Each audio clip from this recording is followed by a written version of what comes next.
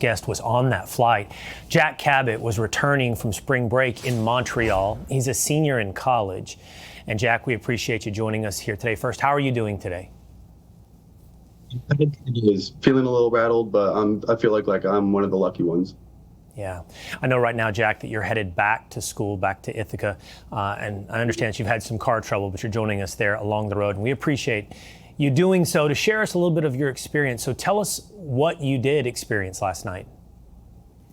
I mean, it was a regular flight and everybody braces for impact. And there's always a little bit of a sense of nervousness as any plane comes for a landing. But pretty quickly after we touched ground, it all felt very wrong.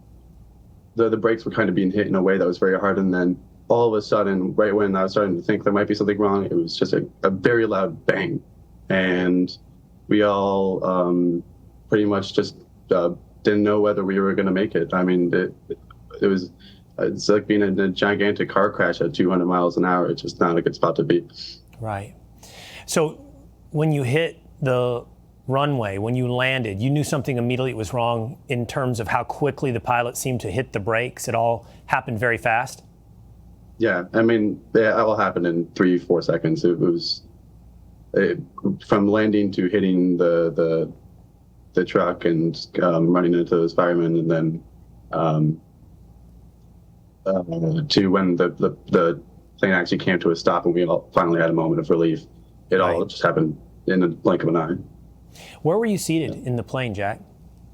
I was in seat 18A, which was the row in front of the escape row.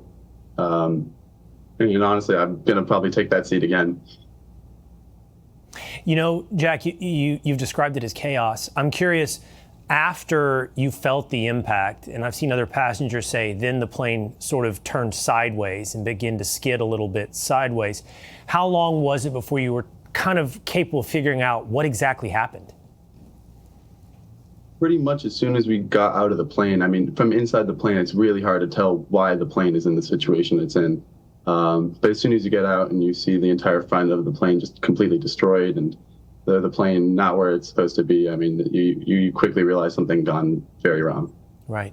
I've seen the numbers. 40-something people were injured, many of whom were transported to the hospital, most of whom I think have now been released, so the injuries were not life-threatening.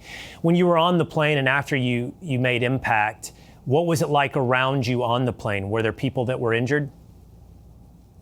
On impact, there was a lot of people that were hurt.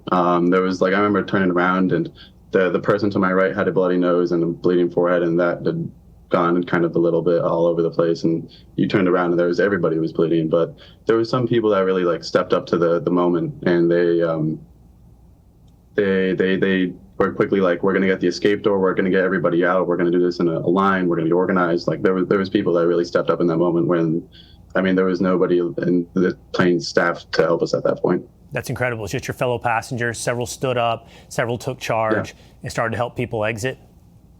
Yeah, you never think when they tell you, are you ready for the emergency escape row, that you're really going to have to do something. But those people there really did. That's incredible. And when you did stand up, Jack, it looks like, and we can see the images on our screen, I'm not sure that you would be able to see that where you are right now on the side of the row, but we've seen the images, I know you have as well. It's all of the damage is towards the front of the plane. Were you able to look down the aisle and see what was happening up towards the front of the plane? Yeah, it looked, it was pretty hard to see. It was pretty dark and there wasn't a lot of power in the plane, but yeah, you kind of saw that the front of the plane was completely destroyed. Yeah. Well, Jack, we're really pleased and happy that you're safe, and that most everyone, not everyone, but most everyone on that flight is safe. And certainly have our thanks, as you said, to all of the passengers that took control and helped people exit and stood up in those moments that are chaotic. That's when you find out who can be a hero. But we wish you luck on your return back to college, Jack, and thank you for taking the time to share with us your experience. Thanks for having me. Be sure to like and subscribe for all the Fox News latest on YouTube, and catch full shows streaming now on Fox One.